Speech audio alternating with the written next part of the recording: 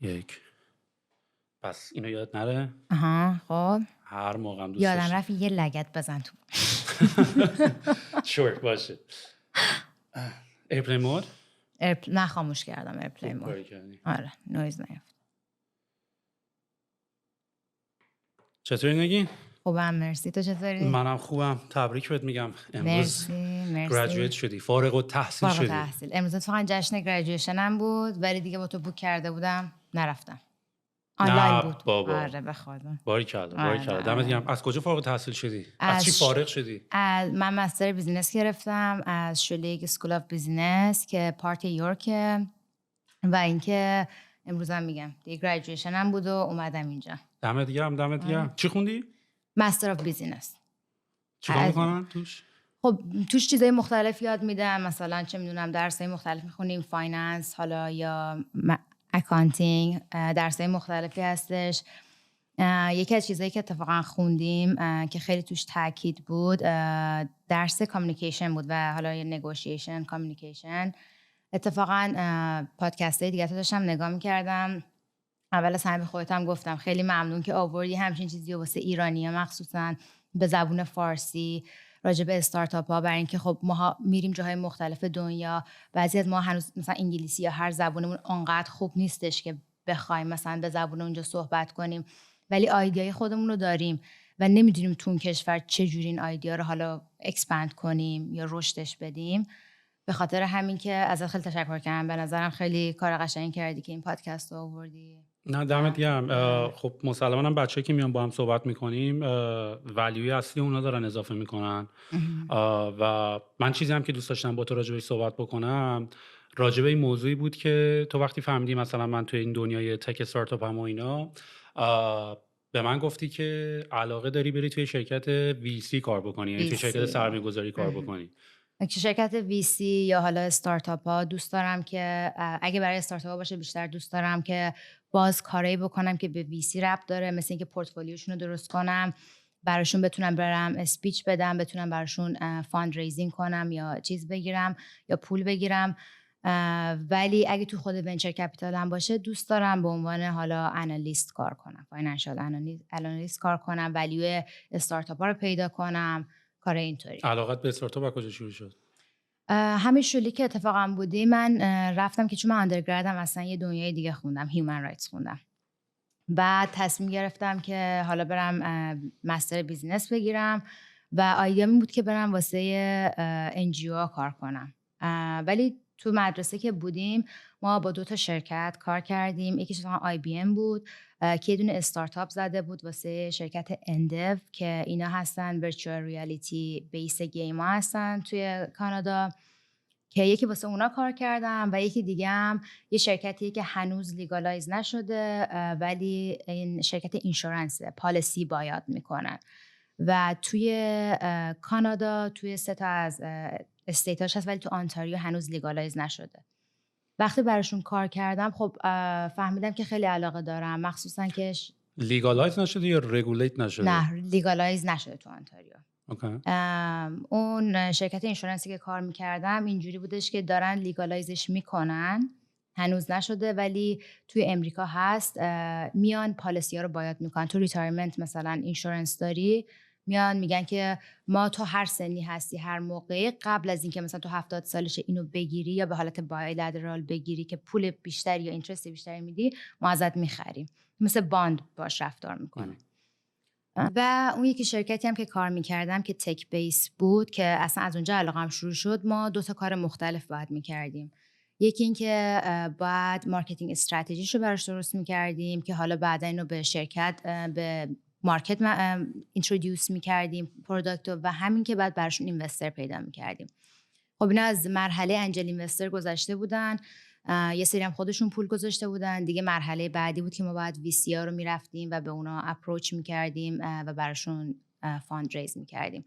از اونجا یاد گرفتم که یه سری کارا انجام بدم ولی دقیقاً نمیدونستم، برای اینکه هنوز اون کورس ونچر کپیتال و پرایوت اکوئیتی رو ور نداشته بودم، کورس فایننس هم هنوز ور نداشته بودم، به خاطر همین زیاد وارد نبودم، ولی خب با ریسرچ و حالا اون که از مدرسه پرسیم هر چیزی فهمیدم.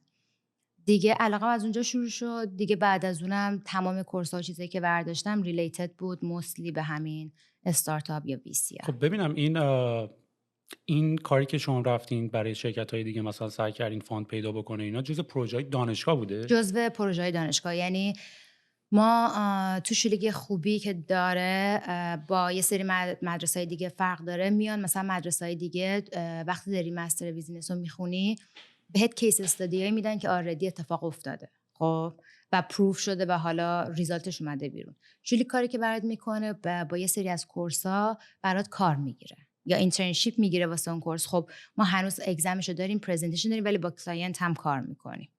بعد با کلاینت کار کردیم. خب اینجوری هم نتورک میکنی، هم توی رزومت میتونی بذاری و همین که یه تجربه جدیدیه. و حالا من این تجربه‌ای که داشتم باعث شد که اصلا نظر من شیفت کنه که من بخوام یه راه دیگه رو انتخاب کنم. خیلی جالبه. یعنی ما یه همچین کورسی رو تو ایران ولی نداریم، یه کورسی که اصلا بخواد آموزش بده. یعنی این یه زیرشاخه از فایننسه.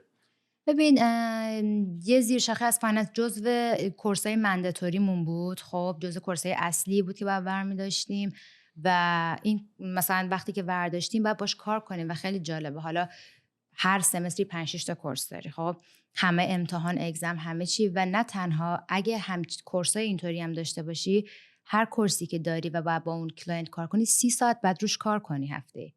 یعنی سمستر 2 بود که این کورس رو داشتم که اصلا واقعا 4-5 ساعت بیشتر نمیخوابیدم. یعنی همش کار میکردم، درس بخونم، انجام بدم، ولی خیلی کار یاد تو گرفتم رو به بچه خوبی. درسخون هم هستی؟ یعنی از نبودی که هیچ وقت هر موقع مثلا من داشتم با نیلو صحبت میکردم میگفتش که آره. نگین داره درس میخونه، نگین داره آره، درس میخونه. آره. ولی دوستم داشتم. ببین خودم فکر نمی‌کردم، چون من دوست داشتم برم مثلا وکالت بخونم، به عنوان لیگال اسیستنت کار کردم، دم دوست ندارم اونقدر. خب اون چیزی که توی فیلم‌ها و تو ذهن خودم بود نبود. بعد دیگه اینجا که رسید رفتم مثلا گفتم خب بعدیش باید چیکار کنم با مدرک هیومن رایتس؟ چیکار دیگه میتونم بکنم اگه نرم مدرسه وکالت؟ خب بعدش مستر بیزینس بود که اپلای کردم، رفتم توش. فقط هم واسه شولیک اپلای کرده بودم، هیچ جای دیگه نه. و خیلی خوشم اومد. همش هم به مامانم، بابام، نیلوفرینا همه میگم که چرا مثلا از آندرگراد اینو نخوندم، چرا من از اول این کار نکردم. چون انقدر یاد گرفتم. مثلا با استاک کار کردن یاد گرفتم، اینکه از نظر فایننسی، از نظر منیجریالی، حالا اکانتینگ چی کارا میتونی بکنیم و نه تنها توی بیزینس بلکه زندگی روزمره خودت چجوری میتونی ببری جلو که بیشتر موفق بشی. اینو خیلی یاد گرفتم. بعد آره. چجوری فهمیدی که یه همچین کورسی میخوای؟ چون به قول خودت آندرگراد یه چیزی که برداشته بودی. ببین همین چون یه سری کورسای منداتوری داری و اون کورسای منداتوری که داری بهت کار میدن، خب، و بر اساس اون خودت میای انتخاب میکنی. مثلا کورس پراجکت منیجمنت داشتیم، همه این کورسا رو داشتیم و هر کی بعد از اون کورسی که داشت مثلا گراویتیت شد توورد یه چیز دیگه. خب مثلا یکی از دوستام بچلرش رو مهندسی خونده بود رایرسون، بعد همین اومد خون و با کورس پراجکت منیجمنت که داشت فهمید میخواد بره کار پراجکت منیجمنت کنه. بعد که رفت مدرک 6 سیگماشو گرفت و الان داره واسه فقط اون کار رو اپلای میکنه. خب خوبی که داشت این بودش که ما تونستیم خودمون کار کنیم. یا حتی همین کورس پراجکت منیجمنت که بهت میگم، به ما مثلا استادمون گفت واقعا باید با یه پروژه کاماپ کنید. خب باید کاماپ کنید که واقعی باشه، تو دنیای واقعی و شدنی باشه. و من 3 تا بهترین پروژه رو at the end of the class میگم که بعد پرزنت کنن چه تیپ که برای پروژه‌ای ما هم مثلا؟ یکیش بود. بعد با یه پروژه کاماپ میکردیم. ما با چی اومدیم؟ گروه ما اومد، فان جزو یکی از اون گروه ها بودیم. گفتیم تو زمان کووید ورچوال ریالیتی تور برای موزه ایجیو بذاریم. خب که نه تنها کووید، حتی دنیای بعد کووید هم تو فکر کنی میبینی که تو خونتی هر جای دنیا میتونی فقط پول بدی، سابسکریپشن بیس باشی و داخل موزه رو ببینی. خب که هم برای پرافیت اون ایجیو میرفت خیلی بالا و همین که برای اون دنیای کووید یا حالا بعد کووید ممکنه ویروس دیگه بیاد یا اصلا هیچی، مثلا تو خونه کاستش یا سر چراغ بچت میخواد ببینه مثلا داخل موزه رو، همه اینا رو برات راحت میکرد. خب ولی ما باید خودمون کاماپ میکردیم که روز آخریم که ما پرزنت کردیم پرافمون خودش خیلی چیز کرد، گفت اینو حتما بفرستین ایجیو، این خیلی مثلا فکر خوبی بود.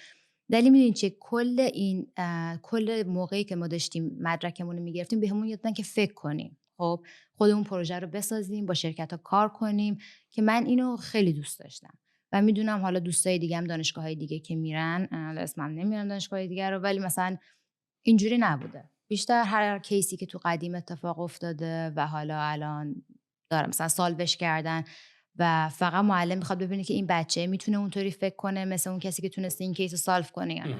آره ببین، آره. این که حالا میگی اسم دانشگاه دیگر رو نمیخوای ببری، منم یه تجربه خیلی مشابه داشتم. منم اولین باری که اومدم کانادا، من که تقریبا همه دانشگاه رو یه نوکی زدم. یعنی اولین باری که اومدم کانادا رفتم University of New Brunswick که اصلا یه جای فوق العاده پرتیه. اول رفتم اونجا کامپیوتر ساینس داشتم میخوندم و بعد که اپلای کردم بیام تورنتو، اپلای کردم رایرسون نیو میدیا. و خب ما هم بچه‌ای که از ایران معمولا میایم همیشه این آیدیای این که یونیورسیتی و دانشگاه باید بری تو کلمون رفته، میدونی. یعنی ما ایرانی‌ها یه مقداری دنیا رو اول دبیرستان، بعد مثلا دانشگاه، بعد ازدواج، بعد بچه خیلی خطی میبینیم. یعنی اصلا دنیا رو اینطوری نمیبینی که میتونی چند جهت بری. دنیا رو حتی اینطوری نمیبینی که میتونی ازدواج نکنی، میتونی کارهای دیگه بکنی، میدونی. ولی ما ایرانی‌ها یه همچین ذهنیتی داریم و منم با یه همچین شبه ذهنیتی که خب منم دانشجو اینترنشنال اومدم دیگه، هزینه‌اش خب خیلی بالاتر بود. البته اون موقع که من اومدم دلار 800 تومن بود.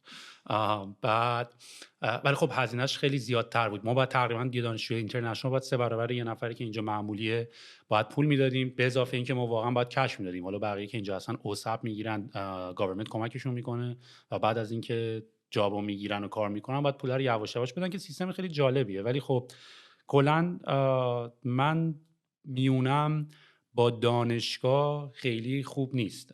دلیلش هم حالا بهت میگم. ولی کلا اتفاقی که بر من افتاد، من اومدم رفتم رایرسون نیو میدیا.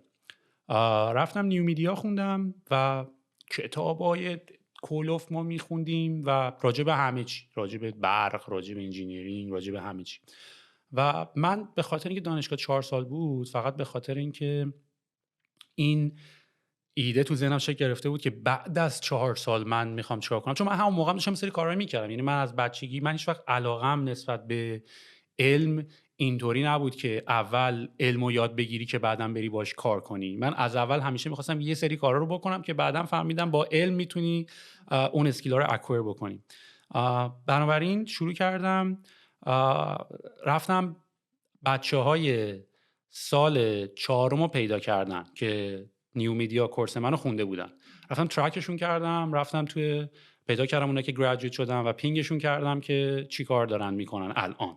زنگ زدم به یکی که مثلا نیو میدیا داشت میخوند، گفتم که شما چی کار داری میکنی الان؟ گفتش که من دارم تو بانک کار میکنم. گفتم 4 سال رفتی نیو میدیا؟ بعد نیو میدیا هم وقتی داری میخونی خب یکم اسپسیفیک تری دیگه. حالا مثلا باز اونایی که مثلا میگی انجینیرینگ میخونن اینا خیلی جنریکه، میدونی. مهندسی دوست دارم خیلی من نمیفهمم. این که مثلا میگم پلی تکنیک مثلا نمیفهم چی دقیقاً چیکار میخوای بری بکنی، میدونی.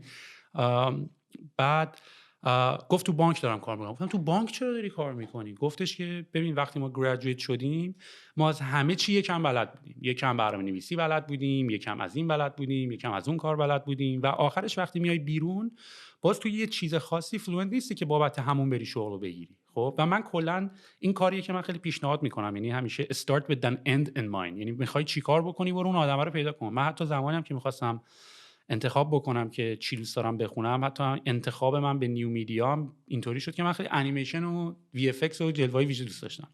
اصلا به همین دلیل من پشتم اومدم کانادا. و اتفاقی که افتاد این بود که میرفتم ته فیلم‌ها رو نگاه می‌کردم، این اسم فیلم‌ها که آخرش میاد بالا، مثلا اونایی که زده بودن وی اف ایکس سوپروایزر، اسمای اینا رو پیدا می‌کردم، میرفتم اسمشون سرچ می‌کردم، پروفایل لینکدینش رو پیدا می‌کردم، بهشون مسیج می‌زدم آقا من می‌خوام یکی شبیه تو شم مثلا. اینا تقریبا آدمایی هم هستن که خیلی بیهایند سینن، یعنی مثلا بازیگره نیست. یه آدمیه که اتفاقا دیروز داشتم یکی از بازی‌های خیلی بچگیم که خیلی کامیک زون بازی سگا مگا درایو بود، رفتم تهش آخر بازیش مثلا تا تهش گیم پلیش رو تو یوتیوب داشتم نگاه می‌کردم یاد بچگی‌ها، تهش یه اسمی اومد مثلا آرت دایرکتور. رفتم اسم یارو گوگل کردم ببینم اینا الان دارن چیکار میکنن و من از این کارا زیاد میکنم. مثلا میرم ببینم آقا دیزاینری که بازی دومو ساخته الان کجاست، میدونی اون کسی که پرینس رو مثلا برنامه‌نویسی کرده الان دارن چیکار میکنن. و واسه همین این به نظر من خیلی فکر خوبه که برای اینکه آدمی کم آیدیام بگیره که از الان میخواد چیکار کنه، بره با آدمایی که اون کارو کردن باشون صحبت بکنه و سرتو درد نیارم. خلاصه من اونجا تصمیم گرفتم که بعد از اینکه با چند نفر بچه‌ها صحبت کردم، یه نفر رو پیدا کردم، اروین، که اونم اتفاقا باید این پادکست بیارمش.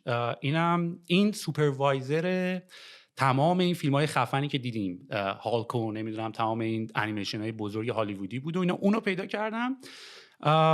اون به من گفتش که ببین، با مثلا یا باید بری کالج مثل شریدن کالج یا سنکا کالج، یا پتر رو باید کلا عوض بکنی. و اونجا این تریگر بر من اتفاق افتاد. به ماها خیلی با دیفالت فکر میکنیم که کالج یه چیز قبل دانشگاه است. یعنی بچگی که تو ایران بودیم مثلا این فیلم‌ها رو هم نگاه می‌کردیم، مثلا یه سری کالج می‌رفتم ما فکر می‌کردیم این یه لول قبل دانشگاه است. من اونجا بود که فهمیدم که آقا یه سریا که یکم پرکتیکال ترن و میخوان یکم عملی تر کار بکنن کالج رو انتخاب میکنن، یه سریا که یه مقداری بیشتر دوست دارن دیپتر تو قضیه برن میرن یونیورسیتی. پس این کاملا دو تا پس متفاوته. کسی که میره دانشگاه، کسی که میره کالج، اونی که میره یونیورسیتی خیلی خفن‌تر از اونی که رفته کالج نیست و کالج هم یه لول قبلش نیست. کاملا دو تا پس خیلی متفاوته.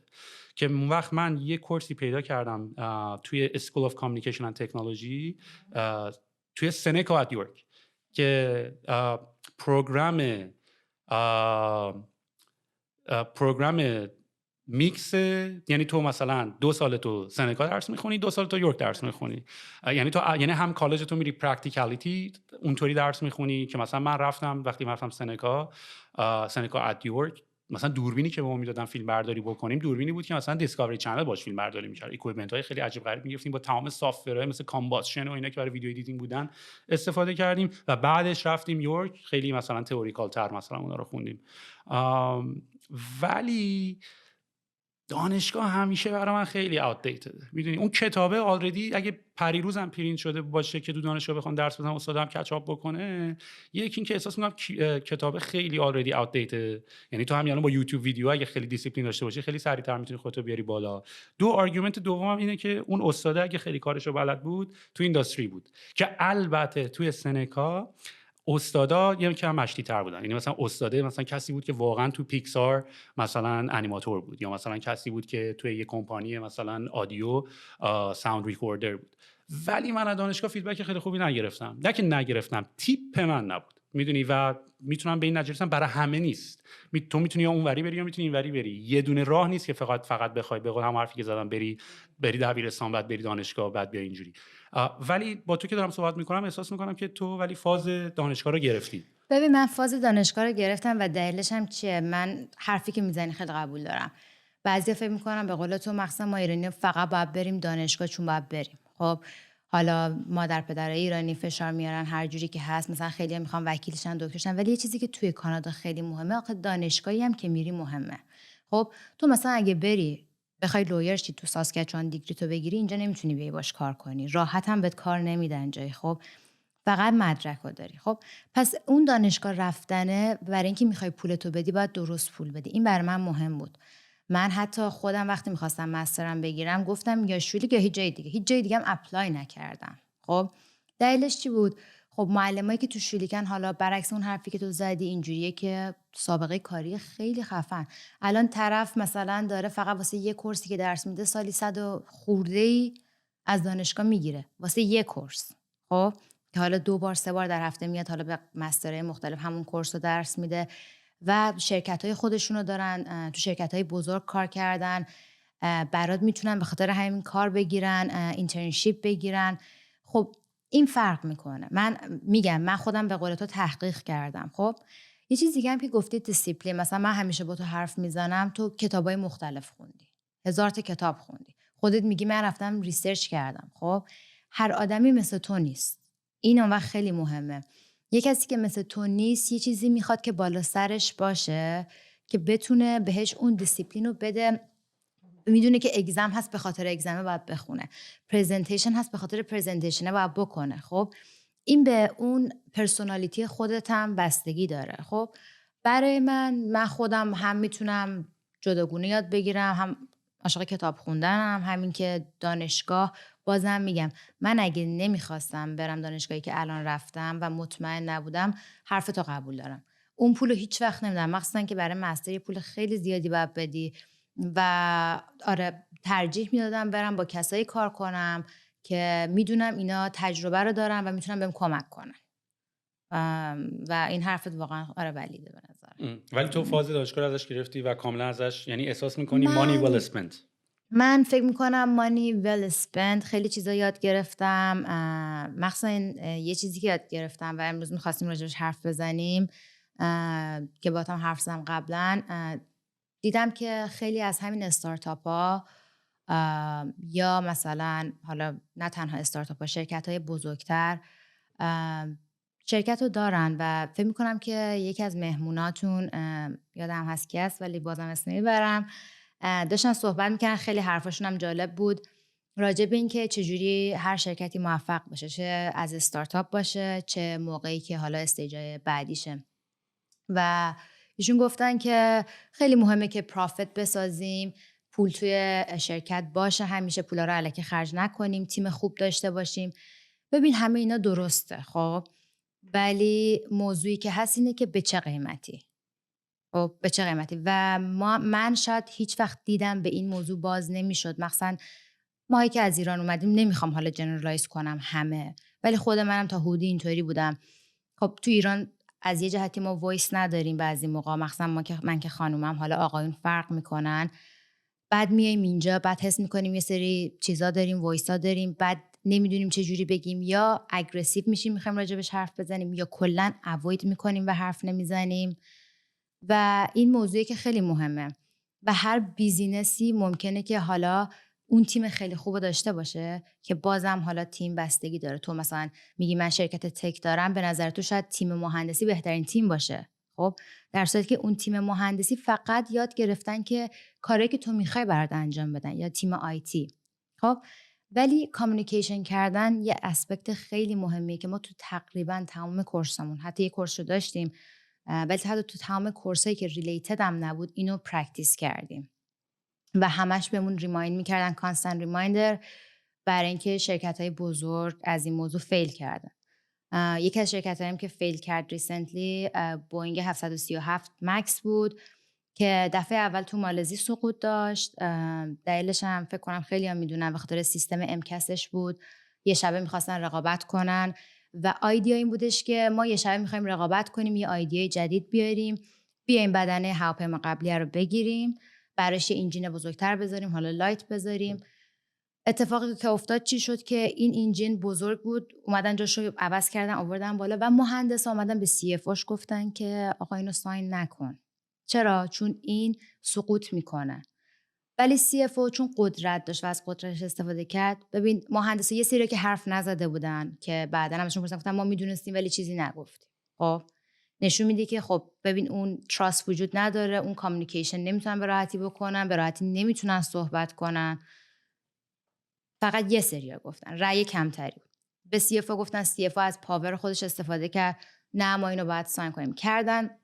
این یه مرحله شد. مرحله دوم اومدن ترینینگ رو گذاشتن رو آیپد، یه آیپد که مثلا 30 دقیقه از هر جای دنیا. چرا؟ چون ترینینگ خیلی گرونه. خب باز میخواستن کاست سیو کنن. خب الان اینجا میبینیم، حالا این که تازه شرکت بزرگی که کلی هم پول داره، خب حالا دیگه چه شرکت‌های استارتاپ که خیلی ممکنه بخوان این کار رو بکنن. و اتفاقی که افتاد جون خیلی از بین رفت. اولین سقوط که مالزی بود که گفتن که اونجا اتفاق میفته، پایلت ها هیچ وقت ترین خوب نشدن فلانه، اصلا نیومدن بگن که تقصیر سیستم ما بوده و چی بوده. اگه میگفتن خب اتفاق دوم تو اتوپیا نمیافتاد که افتاد.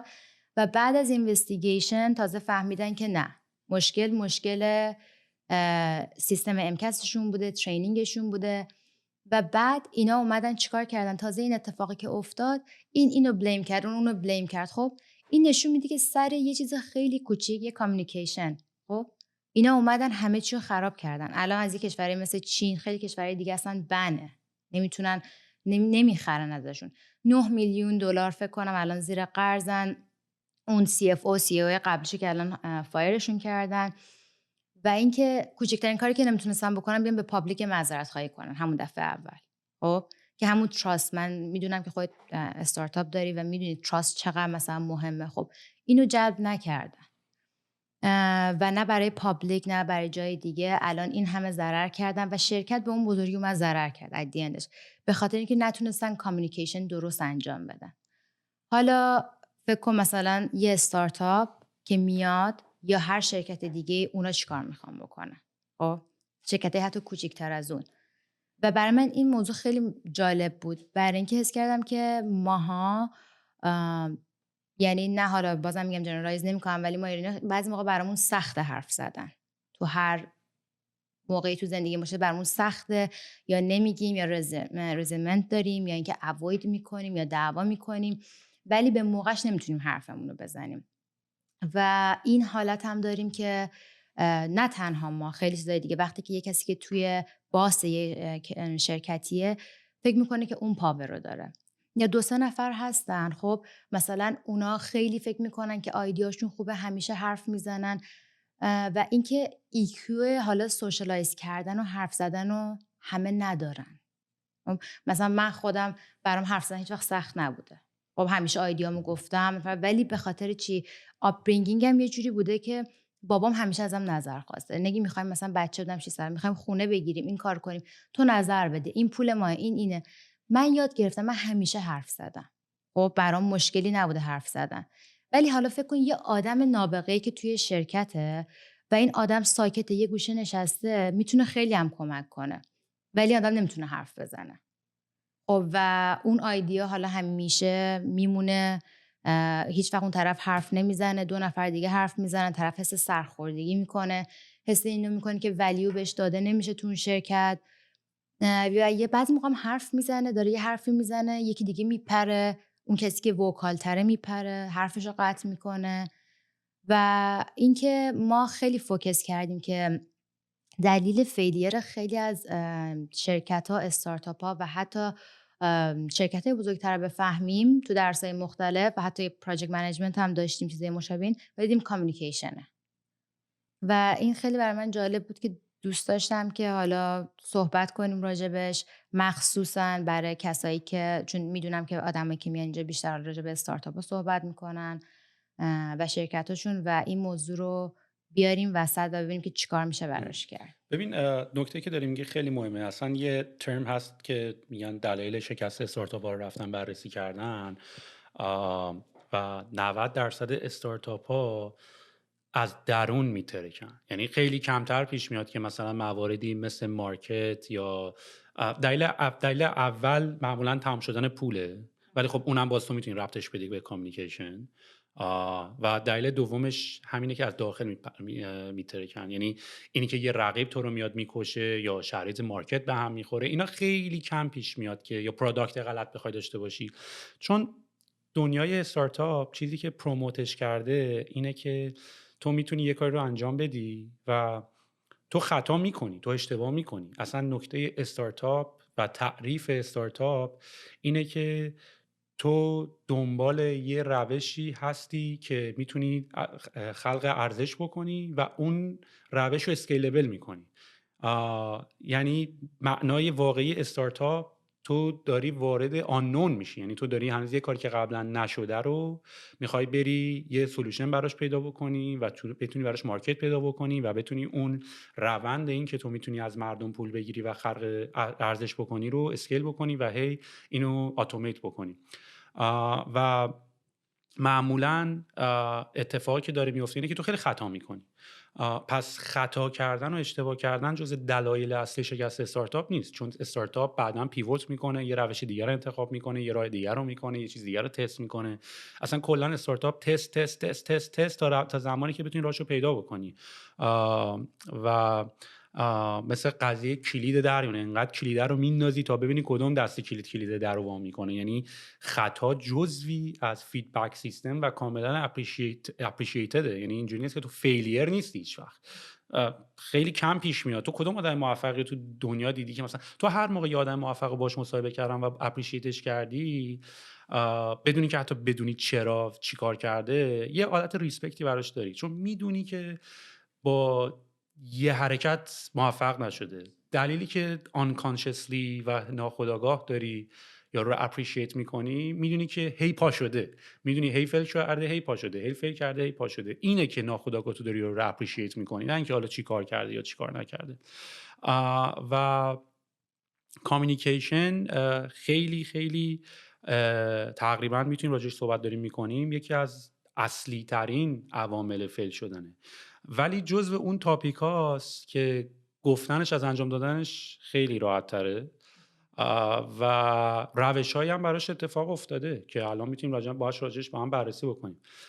ولی خیلی دوست دارم ببینم که توی دانشگاه این موضوع رو چجوری اپروچ کردن. تو دانشگاه ما مدل‌های مختلف اومدیم اپروچش کردیم. خب یه دونه کورس کامیونیکیشن داشتیم که حالا تمرین کردیم.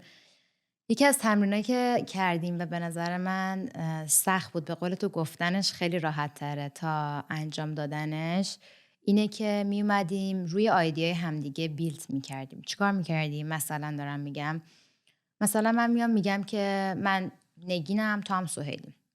نگین میگه که من فکر میکنم که هر کسی که عروسی بگیره باید توی سالن خیلی بزرگی بگیره، وگرنه نباید عروسی بگیره. تو به عنوان سهیل کاری که میکنی میگی که حرف منو رد نمیکنی. خب و این کاری که نمیکنی باعث میشه که تو به من حس تراست بدی، منو ولیو کنی و آیدیای خودت هم بگی. تو میگی که آره نگین، من فکر میکنم که کسی که عروسی میگیره باید تو سالن بزرگ بگیره و میتونه تو سالن کوچیکم بگیره، بستگی به سایز عروسی داره یا مهمونه. خب تو کلمه و استفاده کردی، کلمه ولی و اما استفاده نکردی. وقتی ولی و اما میاری اون موقع است که تو جبهه میگیری.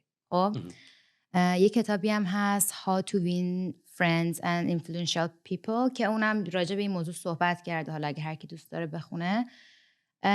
پس تو این کار میکنی، ولی بازم این سخته، برای اینکه اون موقعی که تو داغی داری راجع به حرف میزنی خیلی سخته که تو بخوای رو ایده یکی بیلد کنی بگی و خب ما اینو بهمون یاد دادن تو کورس کامیونیکیشن و اینجوری شدش که گفتیم باشه و سعی کردیم امتحان کنیم. میرفتیم با همدیگه گروپ میتینگ داشتیم، حالا بچه‌ای که اکسپریانس کاری داشتن، بچه‌ای خیلی باهوش اومدن، هم اپینیتد، همه میخوان حرف خودشونو بزنن.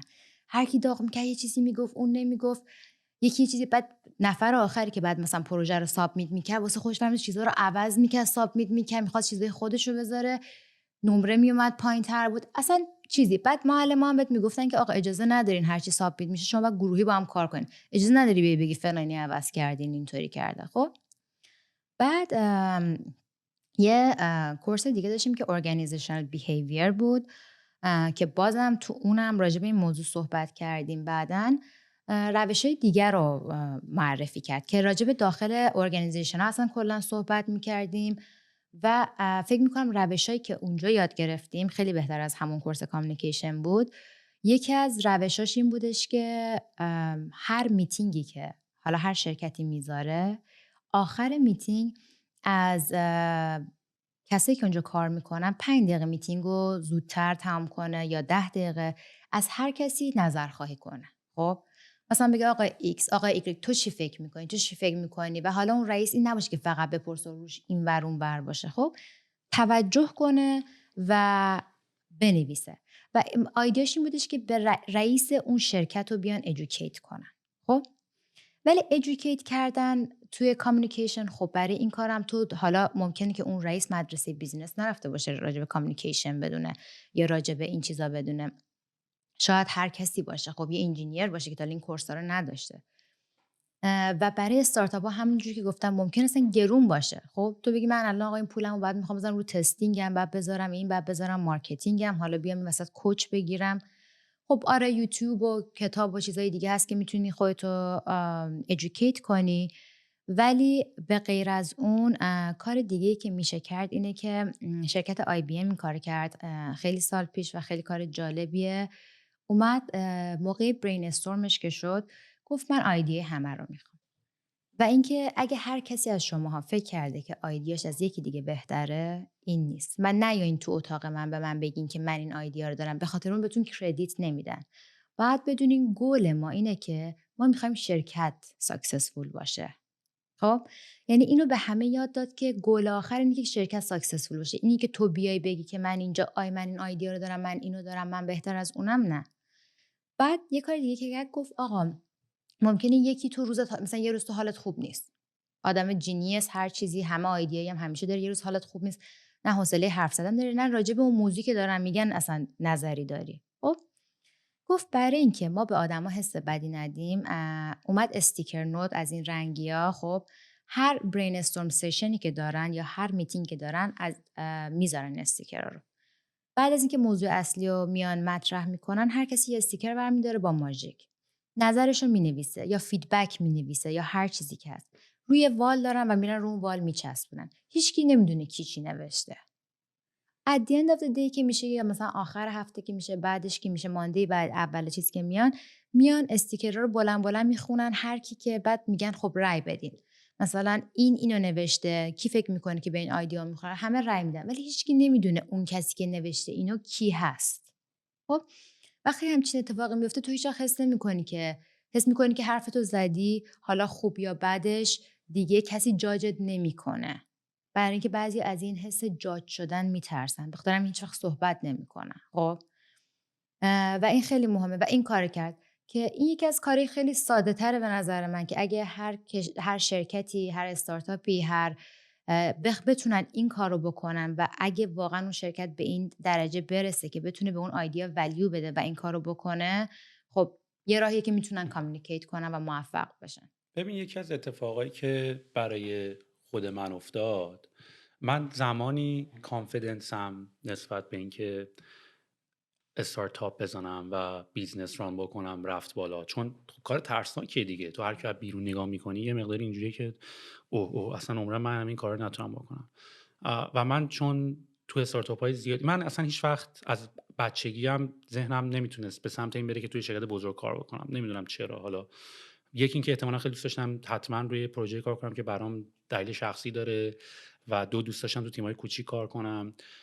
و خب خیلی چیزا یاد گرفتم. معمولا میگن توی استارتاپ کار کردن، توی یه ماه توی استارتاپ کار کردن انگار مثلا 5 سال درس خوندن تو دانشگاه. و اونجایی من کانفیدنسم رفت بالا که فهمیدم که این سافت اسکیلایی که من فکر میکنم ندارم، اینی که بخوام لیدر خوبی باشم، که مدیر خوبی باشم و ازش ترس دارم، اینا پروسس براش هست. یعنی خیلی تو اینا رو نمیخواد به چانس واگذار بکنیم، و براش اینا مدل به وجود اومده و اگه این مدل ها رو آدم یاد بگیره، یه مقداری اپریت کردن تو شرایط خیلی راحت تره و کمتر هم کلش میکنی. نمونه‌ای که مثلا تو گفتی توی آی بی ام، بهش میگن مثلا جلسات رترو. خب جلسات رتروسپکتیو میذاری که معمولا وقتی که تو یه پروژه رو برای اولین بار با یه تیمی که تازه با هم، حالا چه تازه چه سالا سالیم با هم کار میکنین، انجام میدین. مثلا فرض کن من تو میخوایم بریم پنچر، مثلا پنچری ماشین تو بگیریم. به نظر من حتی این کار رو باید تو ریل لایف هم اپلای کرد. درسته که به واسطه بیزنس مدل ازش یاد میگیری. من دفعه پیش هم گفتم علاقه من به دنیای استارتاپ اینه که لایف اسکیلایی که ما باید تو بچگی یاد میگرفتیم که نگرفتیم، حالا به واسطه بیزنس من الان دارم یاد میگیرم که تو زندگی واقعی اپلای بکنم. فرض کن پنچری ماشین تو میخوای بگیری، یا فرض کن میخوایم یه برنامه با هم بذاریم همه بریم شمال، و بعد از اینکه رفتیم شمال، ولی برای اینکه با همون تیم بخوای برنامه‌ریزی کنی که دفعه بعدم با هم دیگه بریم شمال، دفعه بعد جلسه رترو بذاریم که آقا سری قبل که ما رفتیم شمال چه اتفاقاتی افتاد که خوب بود، چه اتفاقاتی افتاد اشتباه بود، چه اتفاقاتی رو باید عوض بکنیم. و جلسات رترو اصلا یه تمپلیت داره. یعنی تو وقتی میای رو اون بوردت اون استیکر نوتاتو میزنی، 3 تا کالم داره، 3 تا ستون داره. ستون اول این که چه کارهایی رو خوب انجام دادیم، که همون اول فاز اینو نگیری که شروع کنی جنگ و دعوا رو انداختن. میای مینویسی آقا این کاری که کردیم خوب بود، اینی که از زودتر مثلا برنامه‌ریزی کردیم عالی بود، اینی که رفتیم مثلا گوشت خریدیم عالی بود، اینی که مثلا رفتیم ماشین رو قبلش مثلا بنزین زدیم عالی بود. چه کاری رو باید ادامه بدیم. شروع میکنی آقا میگی پس این کارا رو باید ادامه بدیم، چه کارا رو دیگه نباید ادامه بدیم. و میای مثلا میگی که آقا خب مثلا سری بعد نباید مثلا لاست میت بکی زنگ بزنیم دعوتش بکنیم، نباید اینطوری. و تو هر بار هی جلسات رترو رو برگزار میکنی و ایده‌های همه رو ازشون میگیری و هی بهتر و بهتر میشی. و کلا بعد از انجام هر پراجکت جلسه رترو تقریبا اجباریه، یعنی برای هر کار ریزی که تو انجام میدی جلسه رترو برای اینکه تیم بیلدینگ بکنی و با تیمت خوب کنار بیای، چه حتی با اکیپ دوستات، باید این جلسه رو بذاری. باز تو جلسه رترو تکنیک‌های خیلی مختلف دیگه هم هست که انجام بدن. مثلا یکی از کارهایی که میکنن اینه که همه انانومس به شکل ناشناس ایده یا فکری که میخوان رو بنویسن و به صورت برعکس بذارن تو سیستم. چون یه قاعده هست بهش میگن پوکر استراتژی، اینه که من اگر مثلا اگر من بپرسن آقا نظرت راجع به اینکه بریم شمال چیه، یا من بگم آقا به نظر من که حال نمیده بریم جنوب، آنکانشسی من نظر همه رو افکت کردم. شاید اون کسی که میخواست بگه بریم شمال اونم به خاطر اینکه من حرفو زدم دیگه نگه، و آلردی یه دامینووار تو شروع میکنی نظرتو گفتن، همینجوری تو هوا هم پروندی ها، ولی آلردی مال بقیه چون بقیه شاید نمیخواستن یه نظری بدن که مخالف نظر تو باشه. برای این همیشه همه انانومس می‌نویسن، برعکس میذارن توی اونجایی که قراره اینا بررسی بشه. این یه موردیه که انجام میدن. مورد دیگه که انجام میدن اینطوریه که یه نفر هست که من راجبش توی پادکست هم خیلی صحبت کردم، علل خصوص اگه تو کتابشو نخوندی یا آدم رو فالو نمی کنی، اصلا میتونه رول مدل تو باشه، با توجه به اینکه علاقه هم داری توی دنیای ویسی و اینوستمنت و فایننس بری. ری دالیو سی او بریج واتر، بزرگترین هج فاند دنیان، و راجب آیدیا میدیاکراسی خیلی صحبت میکنه و آرگومنت هم کلا اینه که همیشه توی هر جلسه‌ای ریگاردلس و بدون نگاه کردن به این که چه شخصی ایده رو داره میده، بهترین ایده باید برنده بشه. یعنی مهم نیست ایده داره از طرف سی او میاد، ایده داره از طرف جونیور ترین یا اون جنیتر یا اون کسی که مثلا آبدارچی هم هست داره میاد. که تو بی آنست اون کسی که آبدارچیه یا جیمیه، نمیدونم منظورم اصلا کلمه آبدارچی هم دیسریسپکتفول نیست، از اینا که دیدی همه میگن لطفاً درست صحبت کنین و اینا، اون کاراکتر میگن داشتن اون شخص توی جلسه باعث میشه که همه رو بالانس بکنن. یعنی اون آدم باعث میشه که he gets people to be honest about their ideas. و منم این کارو میکردم. ما تو جلسای تصمیم‌های خیلی کلیدی و مهممون اون کارمندایی که مثلا کارهای فوق‌العاده بی ربط نسبت به کور بیزنس داشتن هم دعوت می‌کردیم تو اون جلسه تصمیم گیری باشن. شماره اول پس اینطوریه که اصلا باید کالچری توی کمپانی به نظر من ستاپ بشه و به نظر آقای ری دالیو که بهترین آیدیا برنده میشه بدون اینکه مهم باشه از طرف کی اومده. یکی از دلایلی که مثلا اپل هم خیلی کمپانی موفقه تو کتابش داری میخونی، همیشه این داستان این بوده که ایده بهترین ایده توی اونجا داره جنریت میشه. که اصلا کلا اگه بخوای یکم هم دیپ بشی که مثلا این کانستراکشن جدید اپل یا این هدکوارتر جدید اپل که اسپیس شیپ هست، کاملا دیزاین شده برای اینکارج کردن کنار هم قرار گرفتن و صحبت کردن و داری راه میری به یکی بخوری و با هم صحبت کردن. یا حتی بزرگترین کمپانی، یکی از بزرگترین کمپانی دنیا به اسم والو که گیم دیزاینن، یه هندبوک ویلکامینگ دارن که وقتی اونجا میشین اگه هندبوکش رو بخون خیلی باحاله، سرچ کن والو هندبوک، که مثلا میگه آیدیا چطوری شکل میگیره در والو. بعد مثلا عکس کشیده که مثلا میتونی صندلی تو ورداری، مثلا زده که اینجا تمام صندلی‌ها و میزا چرخ دارن، میتونی صندلی و میز تو ورداری کنار هر کی که دوست داری بشینی کاملا یعنی تو یه آفیس یه میز ثابت یه جا نداری. یا حتی اصلا اگه میخوای بری دستشویی، مثلا نفر بغلیت که داره مثلا داره کارشو میکنه، همونجا میتونیم با هم کانورسیشن که تو داری رو چی کار میکنی، من دارم رو این کار میکنم، و تو کاملا مختاری که پروژه رو عوض بکنی. و کلا ری دالیو اینا کاری که کردن، حالا ری دالیو اومدن تمام اینا رو سیستمایز کردن، به خاطر اینکه خیلی سخته اینا رو پرکتیکالی بخوای امبد بکنی توی دل کمپانی، اصلا نمیشه. یه جوری باید پروسس براشون درست بکنی. اونا حتی اومدن سافت‌ور درست کردن. یعنی مثلا اگه یه جمع 10 نفر هست 20 نفر هست، مثلا خودش داشت مثال میزد، مثلا برامون مثال زدن که گفتن که تو همین بریج واتر تو کامنت تو یوتیوب تو ویدیوش هست، این آدم خیلی داره سعی میکنه کمک کنه به همین که چجوری باید مثلا کمپانی‌ها رو ستاپ بکنن تا تمام این بدبختی الکی اضافه کاری که داریم اتفاق نیفته. اینطوری که وقتی یک نفر یه ایده رو میده، یه سیستم یه سافری درست کردن، مثلا 20 نفر نشستن دارن میگن که آقا الان که کووید مثلا هیت کرده، استاک بعدی که باید بخریم چی میشه، یا فکر میکنین که چه اتفاقی برای استاک تو سال 2021 میفته. بعد خب مسلما هر کی یه نظری میگه دیگه، کی میخواد بگه نظر کی درسته و کدوم ایده برنده میشه. برای اینکه بتونن این ایده میدیوکراسی رو برنده اعلام بکنن، همه یه آیپد دارن، یه سافری دارن و از چند جهت اون آدم رو ریت میدن.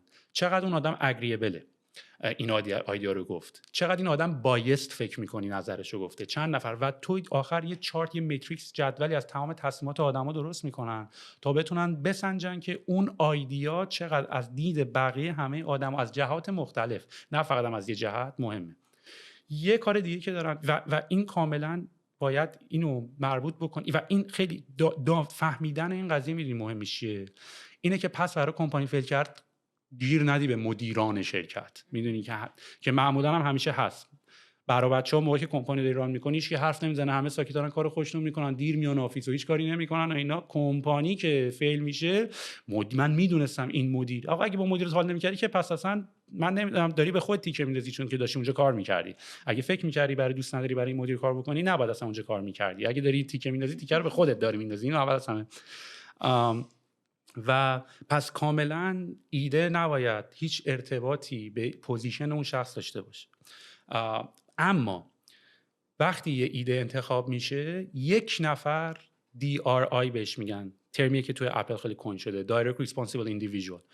اون شخص تمامی، یک نفر، نه دو نفر، نه سه نفر، نه یه تیم، یک نفر مسئول تمام آوتکام انتخاب اون دیسیژن. یعنی من دیگه حالا کار ندارم که کی ایده رو انتخاب کرد، یک نفر باید مسئولش، که معمولا هم دیارای اون قضیه همون میتونه اون کسی باشه که ایده رو داده، ولی نه لزوما. و همون حرفی هم که حتی تو کامیونیکیشن زدی، یعنی مثلا باز دوباره برمیگردیم به داستان استیو جابز. یعنی مثلا استیو جابز خودش میگه یکی از بزرگترین اتفاقاتی که تو زندگی من افتاد اخراج شدن از کمپانی خودم بود.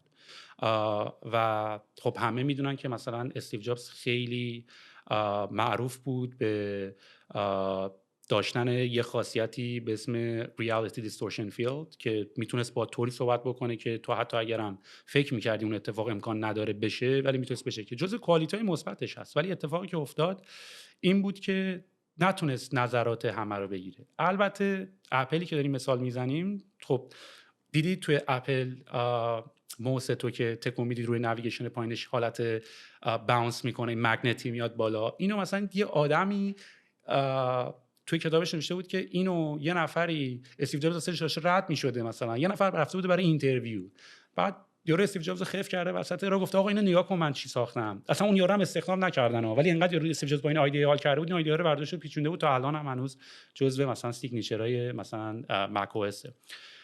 منتهای مرتبه به نکته که میخوام برسم این بود که خود شخص استیو جابز معروف بود به اینکه خیلی آدم تندی و اگریسیو و آدما رو حتی تو آسانسور اخراج میکرده. و خود استیو جابز میگه که من چون آدمی ایدئالیسم هم داشته دیگه، ایدئالیستیک بوده، میخواسته همه کارو به نفع حسن انجام بشه، ولی بعد از اینکه رفت تو کمپانی نکست و نکست رو زد و دوباره برگشت اپل، تونش نسبت به صحبت کردن با آدما عوض شد و یاد گرفت که چجوری کامیونیکیت کنه، به اصطلاح به همین تاپیکی که داریم راجع به صحبت میکنیم. یه حرفی هم کاوه یزدیفرد یه بار به من زد، یه بار من با یه سری از بچه‌ها تو شرکت مشکل داشتم، گفت تو باید یاد بگیری آدما رو تیم کنی، آدما رو اهلی کنی.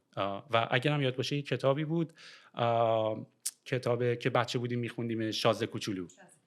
آره، که میگفتش که اهلی کردن ایجاد علاقه کردنه. یعنی نه اینکه تو واقعا مثلا تو اسبو نمیری بزنی بگی گوش کن به حرف من دیگه این کارو نمی‌کنی ها. میدونی تو باید آدما رو اهلی کنی به معنای اینکه ایجاد علاقه بکنی و به اینم باز میرسیم. و استیو جابز یکی از نکته‌هاش که خودش داشت میگفت این بود که یاد گرفت چجوری با تیمش کامیونیکیت بکنه، یاد گرفت که بفهمه مشکلای اونا رو هم بفهمه، آدما رو هم آندرستند بکنه. و خیلیش همه اینو برمیگره به کامیونیکیشن. موضوعاتی حتی مثلا من یک کتابی دیگه هم توی دانشگاه مالتا اینو خوندیم، بیزنس کامیونیکیشن، که نوشتن ایمیل یا حتی اینکه من جمله این که میتونم من وقت شما رو ببخشید مزاحمتون شدم جمله غلطیه، میشه وقتتون رو در اختیار من بذاری جمله درستیه. اینی که و خیلی از این مثالا میدونی یعنی چی مزاحمتون شدم؟ از الان آلردی داری میگی من مزاحمم. میدونم این از طرف ریسپکت اومده ولی نتیجه عکس داره. و من حتی یادمه که مثلا توی ایران هم که بودیم توی ریحون مثلا بچه‌ها بهشون گفتم آقا این درخواست تو ایمیل بزن. گفت آقا ایمیل چه دارم بهت میگم و اینا. گفتم مثلا ایمیل بزن. بعد مثلا رفتم دیدم ایمیل زده یه خط نوشته. بعد میگم داداش این چه طرز ایمیل زدنه؟ گفت من چجوری بنویسم؟ گفتم داداش ایمیل بادی داره، اینترو داره، کانکلوژن داره. این چیه؟ چی رو خواستی بگی؟ چی رو پروپوز کردی؟ چی رو میخوای؟ و برای من خیلی عجیب بود که بچه‌هایی که تحصیل کردن، دانشگاه رفتن، با یه همچین چیزایی اصلا آشنا نبودن. میدونی که نشون میداد که همین ضعف هم تو زندگی واقعیشون هم داره ایجاد میکنه این قضیه. حالا همه اینا رو بهت گفتم، میخوام بهت بگم که منم برای شخص منم این اتفاق خیلی زیاد افتاد. ولی میخوام برسم به یه چیزی، به همون حرفی که زدیم که چرا گفتن اینا راحت تر از انجامشه. من توی کمپانی قبلیم هم حتی از روز اول ما میگفتیم کامیکیشن، ولی با اینکه میدونستیم نمیشد. الان هم توی کمپانی همیشه این مشکل خواهد بود. فکر نکنم مشکل خواهد بود که سالو شود، فقط میتونه بهتر شود. منتهای مراتب اتفاقی که برای ما افتاد، مثلا ما یه کانسپتی داشتیم به اسم وار روم که بعد از همون رترومون بود، فقط یکم تونش سنگین‌تر بود. شاید منم همون ایدئالیسم رو داشتم که چند تا هم تلفات داشتیم ما اونجا اصلا. منتهای مراتب اتفاقی که افتاد این بود که تو همینطوری که جلوتر و جلوتر میری و یاد میگیری با تیمت صحبت بکنی، ولی زمانی تو میتونی با تیمت اینطوری صحبت بکنی که نگین برای آدمی که باهاش داری جر و بحث میکنی و صحبت میکنی ریسپکت و احترام داری، که اگر باهات دیساگری هم میکنه قبول داری. واسه همینه که من احساس میکنم که گفتن اینا راحت تره. ولی چرا نشد؟ به خاطر اینکه من ریسپکت نداشتم برای اون آدمی که داشت با ایده من دیساگری میکرد، در صورتی که من تو کمپانی الانم این مشکل رو ندارم.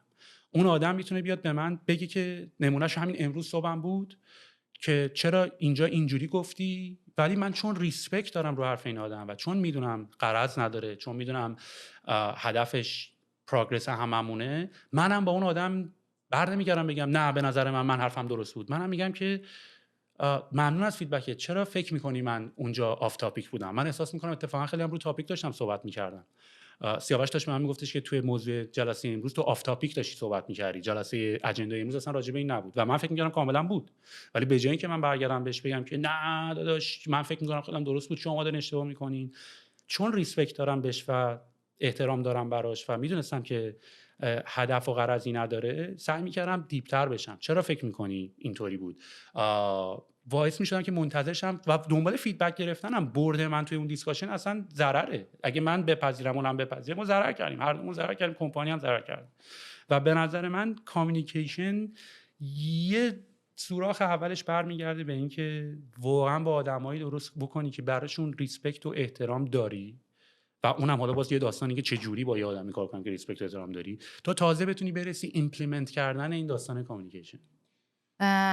همه حرفاتو قبول دارم. یه چیزی که هست، خب تو ریسپکت و وقتی داری که کسی تراست میکنیم. نه خودم هر جا که کار میکردم هیچ وقت، همیشه میتونم بگم تقریبا دیفیکالت ترین آدم بودم که کسی میتونست باهم کار کنه. حتی تو مدرسه خیلی راحت فیدبک میدادم، منفی مثبت هر چیزی، ولی هیچ کس از دستم واقعا ناراحت نمیشد و همه به حرفم گوش میکردن، برای اینکه میدونستن که از روی جای بدی نمیاد. فیدبکی دارم میدم که میخوام سازنده باشه. به پراف دارم میگم آقا کلاس اینجوریه، اون یکی پراف این کار میکنه، ما بهتر میفهمیم. میدونست که داره از یه کلاس دیگه آیدیا میگیره. سر کارم به باسم میگفتم که ببین این لاین من اینجاست، این کارو باید بکنم، تو من اینو گفتی. برای خودم وای میسم ولی به موقعش. آیا هر کسی میدونه باید این کارو بکنه؟ نه. آیا تو میتونی هر کسی رو تراست کنی؟ نه. برای اینکه اون پروسه حالا هایر کردن آدمو اینطوریه که تو بیسان یه سری چیزا میای ازشون اسسمنت میگیری، 2 تا اینترویو میکنی، هایر میکنی. این نیست که تو همیشه همه رو میشناسی و اون تراست وجود داره. ولی خب یه چیز دیگه هم هست که آدما باید به اون آیدیا برسن، هر کسی، و اینم باز خیلی سخته که بدونه که نظر من نظر 100% نیست. الان من و تو نشستیم اینجا داریم از همدیگه یاد میگیریم، حرف میزنیم، من خیلی چیزا الان تو یاد گرفتم و اینکه داریم رو ایده همدیگه بیلد میکنیم. خب ولی خیلی جاها میره آدما این کار نمیکنن، با همدیگه میجنگن. من خودم آدمی بودم که بچه‌تر خیلی هم کتاب میخونم، خیلی هر چی میشد نه اینطوریه اونطوری با هم بحث میکردم. بابامو که میشناسید، پدر من دکترن، دکتر خیلی خوبی هم هستن. چند بار میشستیم مثلا جایی، مثلا دارم میگم حالا اگزاجریت، دکتر بیهوشی هم مثلا یکی میگه آره طب جدید اومده تو سر یکی بزنی راحت‌تر بیهوش میشه، اثر بعد داروی بیهوشی هم نداره. خب خوب گفت.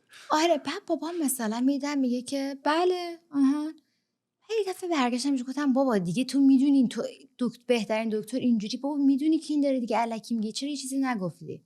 یه حرف خیلی قشنگی بهم زد و این همیشه تو مغز من موند و منو یه کاری کرد که به ایده همه گوش بدم. گفت پدر من همیشه میگفتن زمین صافه. خب تا اینکه گالیله یکی اومد گفت نه زمین گرده. گرفتنش، کشتنش، هرچی، و سالها بعد پروف شد که نه زمین گرده. خب و هر ایده علم پیشرفت میکنه. من یه آدمی هم چندین سال پیش پزشکی خوندم و مرتبا هم دارم میخونم و طب جدید رو یاد میگیرم، ولی شاید این چیزی که این طرف میگه یه چیزی توش باشه. من نه نمیگم، من میرم گوش میدم، تحقیق خودمو میکنم، ببینم صحت داره یا نه، به نتیجه خودم میرسم. چرا به همه باید بگیم نه؟ چرا باید همه چی رو رد کنیم؟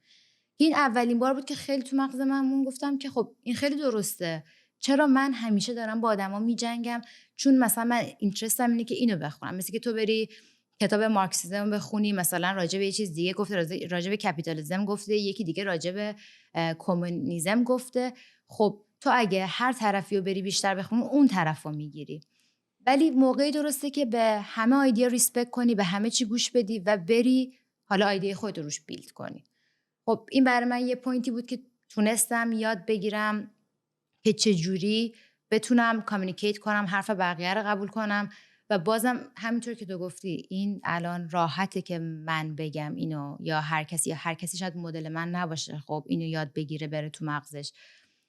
ولی اینکه اگه هر کمپانی حالا بیاد برای کارکناش توضیح بده و مطمئن شه که اون کارکنی که میگیره به اون پروژه اینترست داره، چون اون اینترست هم وقتی که خیلی مهم میشه. تو اگه اینترستت 100% به پروژه است، با رئیست هم ارتباط برقرار میکنی. رئیس تو رو مسئول یه بخشی میکنه، میگه آقا تو برو فلان کارو بکن، چون اون اتوریتی داده. تو هم حالا اپلای کردی واسه این جابه، خب گرفتی به قول تو مدرک و کوالیفیکیشن هر چی هم داشتی، میری اون کارو کنی. 2 نفر دیگه اونجا این چیزی بود مخالفت میکنن زیر دستاتن و میدونن، تو سری داد و بیداد و نه به من نمیری به رئیسه بگی آقا این دوتا این نظرم دارن. خب ولی اگه طرف واقعا بتونه کریتیسیزم خوب قبول کنه و واسه شرکت و نفع شرکت بخواد کار کنه، میره به رئیسه میگه این نظر رو هم میدن، حالا هر چقدر بد یا خوب، تو چی فکر میکنی؟ اینکه رئیس اصلا بدین از اول بگه، رئیس شرکت بگه آقا جون هر کی گفت حتی موقع کار بیاین به من بگین، با طرف جر و بحث نکنین. خب اینم یه پوینت دیگه است که باز راحت تره، به جای اینکه با اون طرف جر و بحث کنی، کار خودتو بکنی، رابطه ها رو به هم بریزی، به باست بگی و بذاری باس حل کنه. یه بار یکی از دوستای من سهیل به من گفتش که میدونی معنی پروفشنالیزم یعنی چی؟ بعد خب مسلما ما هم از این جوابای این که کارت حرفه‌ایه و نمیدونم اینجوری کردیم. گفت پروفشنالیزم یعنی اینکه nothing is personal. و تو وقتی توی رابطه کاری با یه نفر هیچ چیزی پرسونال نیست، فیدبک سنگینم تو رو اذیت نباید بکنه، چون it's not personal, it's not to you. You are attacking the idea. I'm not attacking you. میدونی من به تو حمله نمی کنم، به شخصیت تو حمله نمی کنم، به پرسونالیتی تو حمله نمی کنم، به چی تو حمله نمی کنم، ولی به ایدئات اجازه دارم حمله بکنم. و این جمله خیلی برای من تاثیر داشت که پروفشنالیزم یعنی nothing is personal. و اصلا کلمه سینیور که توی تایتل آدما میاد معنیش این نیست که اون آدم خیلی سال اونجا کار کرده. آدم سینیور یک، همون حرفی که زدی، میدونه هیچ ایده‌ای حتی اگه خیلی میک سنس هم میکنه it couldn't be 100% true، به خاطر اینکه انقدر تجربه کرده. ببین من انقدر، مخصوصا با مامانم، من گولد کوست میخواستم برم، مامانم نمیذاش. من میخواستم با نمیدونم کار عجیب غریب بکنم، مامانم نمیذاش. ولی نمیذاش، همیشه نظرشو میگفت ولی هیچ وقت جلومو نگرفت اون کار نکنم. و من انقدر هر بار یه کاری میکردم برخلاف صحبت مادرم و بعد نتیجه که مامانم گفته بود و میگرفتم، به این نتیجه رسیدم که یک، یه پیرم بیشتر چند پیرم بیشتر پاره کردن حتما معنی داره، حالا حتی اگرم میخواد outdated باشه اون ایده. و سینیوریتی همون میشه دیگه.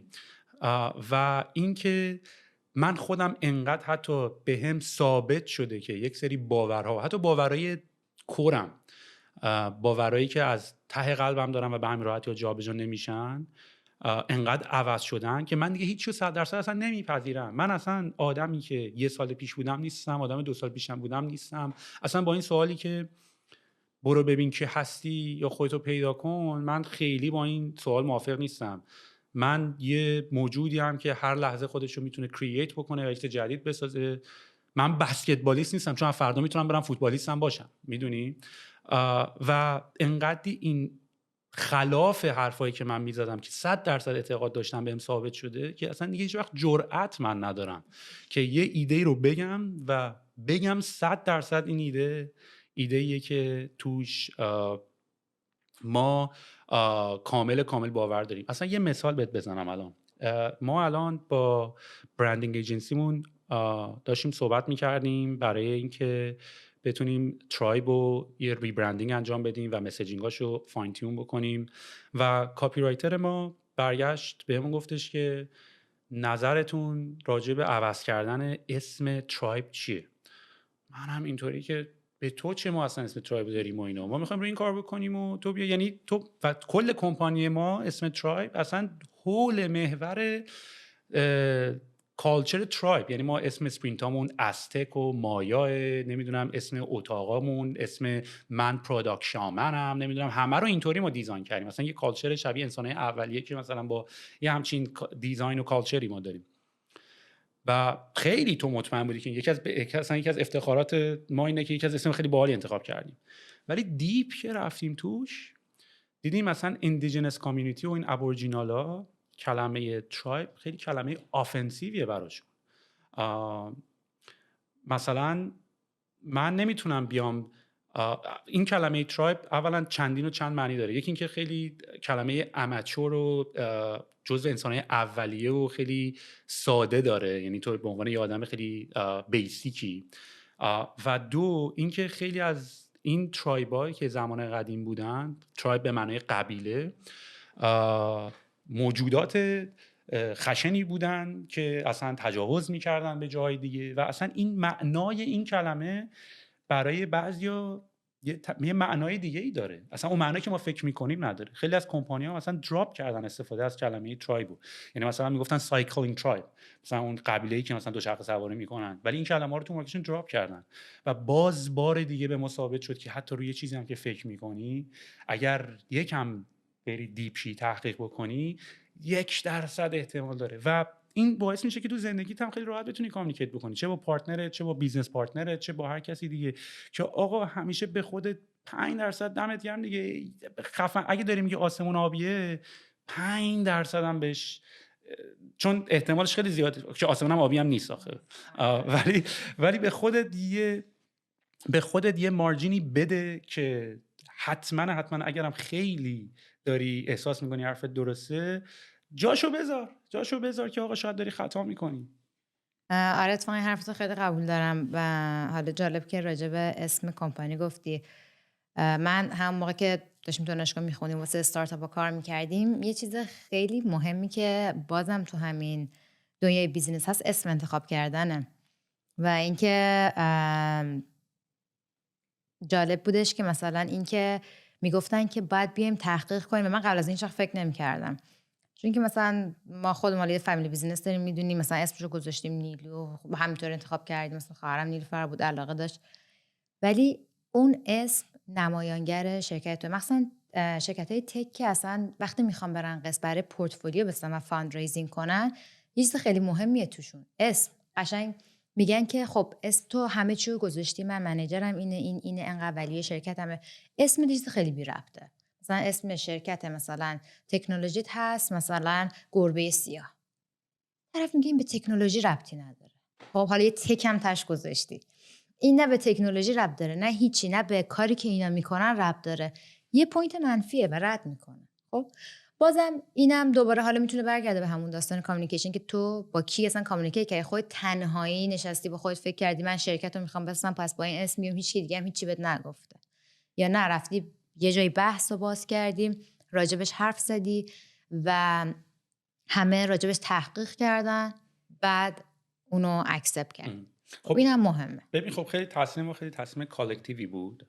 یعنی اینطوری نبود که مثلا من بگم من تصمیمشو گرفتم، ولی انقدر این قضیه کلمه ترایب اسم ظریفیه و یه مقداری هم بعد از این داستان Black Lives Matter یه مقداری دوباره کلمات وزن دارن، میدونی؟ یعنی تو نمیتونی کلمه رو اینقدر راحت، یعنی کپی رایتر ما اصلا 100 تا اسلاید درست کرد برای که توضیح بده ما رو راضی بکنه که شاید نباید این روش رو بریم. کلمات معنی دارن، کلمات وزن دارن، کلمات احساس کری میکنن و اگه واقعا راجع به حرف زدن توی کلماتت حساب شده صحبت نکنی معنیش عوض خواهد شد. این هم جزو شورتکامینگ های لنگویجه البته ها، یعنی جزوی از دلیلی که اصلا تکنولوژی داره پیشرفت میکنه. ببین من و تو برای اینکه بخوایم با هم کامیونیکیت بکنیم یه چیزی باید نزدیک 1 ساعت زمان بذاریم و چقدر هم میس اندرستندینگ توش به وجود میاد. ولی خیلی موقع حواسمون باشه که این کلمات نمیتونی کلمه رو اینطوری به کار ببری همینجوری تو هوا.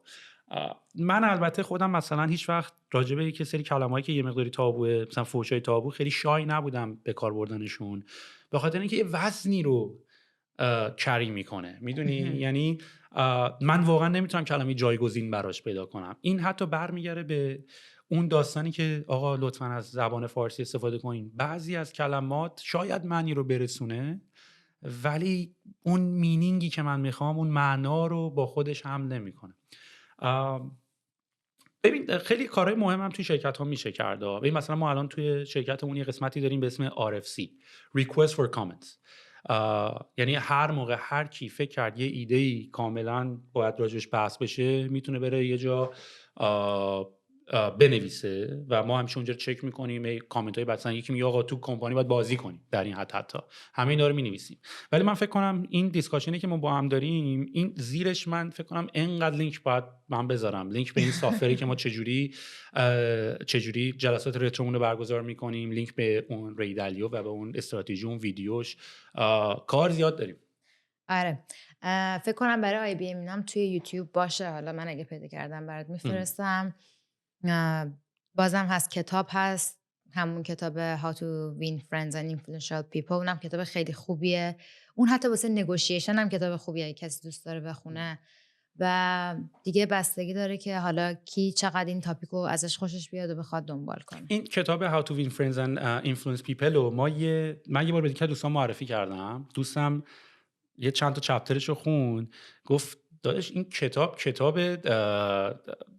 کلمه‌شو نمیخوام به کار ببرم، چجوری بگم، گفت این کتاب کلاهبرداریه که چون خیلی استراتژیکلی مثلا این حرف رو باید بزنی، اینو باید بگی، اونجا اینو نباید بگی. یعنی یه مقداری آن نچرال بود ولی خیلی از توش میتونی جمعای جالب برداری و یوتیلایزش بکنی. راجع به کامیونیکیشن که داریم صحبت میکنیم، من یه کتابی داشتم میخوندم، یکی از بالاترین کتابایی بود که من فکر میکنم جزو کتابایی بود که مثلا من 2 روزه خوندم، یعنی اینجوری که شب خوابم نبرد تا صبح تمامش کردم. این راجع به یه نرم افزاری بود که البته نمونهش هم داریم رو جیمیل تو اینا، الان جیمیل داره این کارا رو میکنه که دیدی مثلا گرامرلی داریم و وقتی داری ایمیل همجوری تایپ میکنی هم به اتو کورکتت میکنه هم اتو سجست میکنه. و یا الان هم اگه دقت کرده باشی مثلا تو جیمیل یا تو همین حتی اینستاگرام به نمونه کوچکش به حالت ایموجی کویک ریپلایز. ولی خب مثلا اگه نگاه کنی لینکدین یا تو جیمیل تو ایمیل میگیری مثلا میگه مثلا اگه توی ایمیل توی کانتکست ایمیل اومده که مثلا میشه آقا با هم یه میتینگ بذاریم، سریع از روی NLP Natural Language Processing اومده AI اونو بررسی کرده، کانتکستش رو فهمیده، به چند تا کویک ریپلای داده sure when do you want to do it، مثلا no I'm not interested. و این خیلی جذاب و این در این حال خیلی ترسناکه. جذابیتش خب مسلما اینه که خیلی برای جذابه که اولا کمکت میکنه جملاتو یعنی بعضی موقع مثلا من دارم یه چیزی می‌نویسم، جمله که من می‌خواستم بنویسم و عوضش کرده. یعنی مثلا من خواستم بزنم که اوکی when do you want، مثلا بعد زده که اوکی I'm looking forward to it. میدونی اصلا نوع نگارش منو عوض کرده.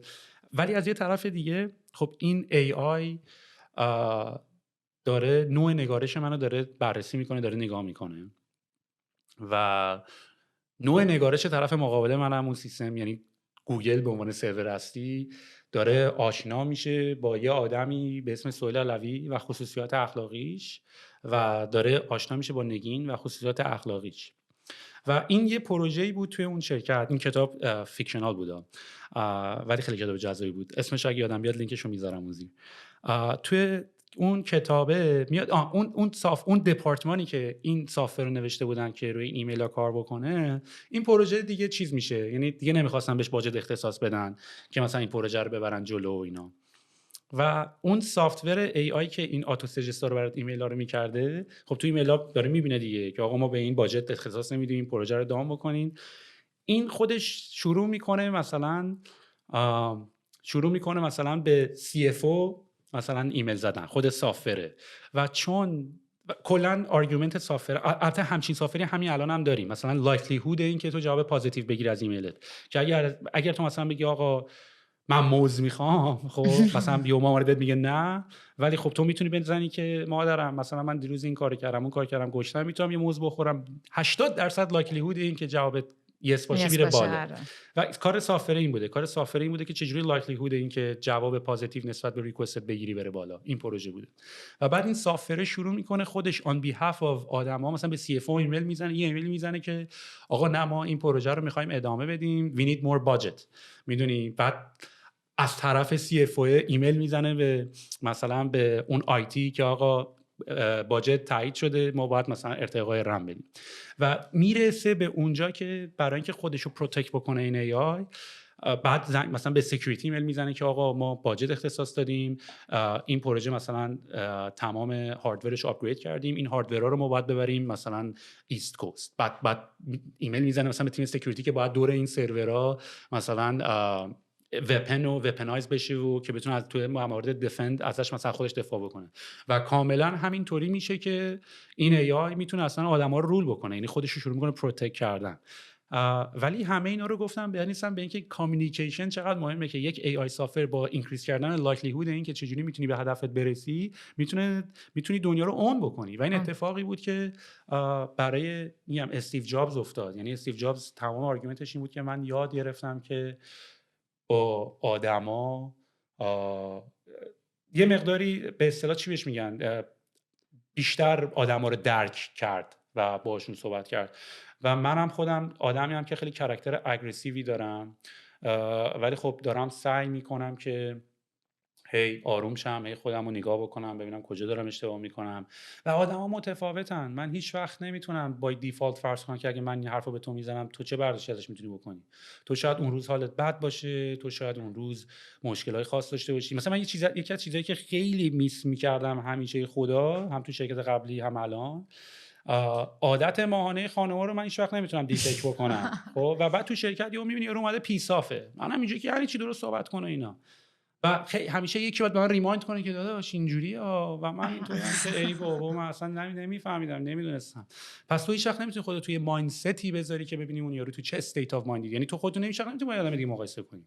من اگر بیام به تو ادوایس هم بدم، شاید تو اصلا توی استیت اف مایندی نباشی که بخوای ادوایس ریسیو بکنی. شاید حرف پدر تو از اونجا میاد که الان شاید وقتش نیست، چون اون آدم فقط داره قور میزنه. الان آدم ریسیو نمیخواد بکنه، اون فقط میخواد بده بیرون اطلاعاتشو. شاید فردا الان باید گوش کنی، دوتا آره و چشمم بگی، فردا شروع کنی باش ادامه حرف زدن. آره تحقیقتو بکنی، خودت شروع کنی حرف زدن. ولی این چیزی که گفتی، حالا گفتی بیسان فیکشنه، خیلی جالبه که یه همچین سیستمی اگه هست، گفتی هستش یا ببین الان گرامرلی خیلی نزدیکه به اون پلاگینای رو جیمیل که لایکلیهودت هم میاره بالا هست. من اتفاقا یه بار به یکی از اینا ایمیل زدم گفتم آقا این کتابه رو خوندی؟ چون پلاگینی که ساختین دقیقاً همینه. بعد یارو گفتش من کتابه رو نخوندم ولی خیلی بهم گفتن که آقا یه همچین چیزی هست.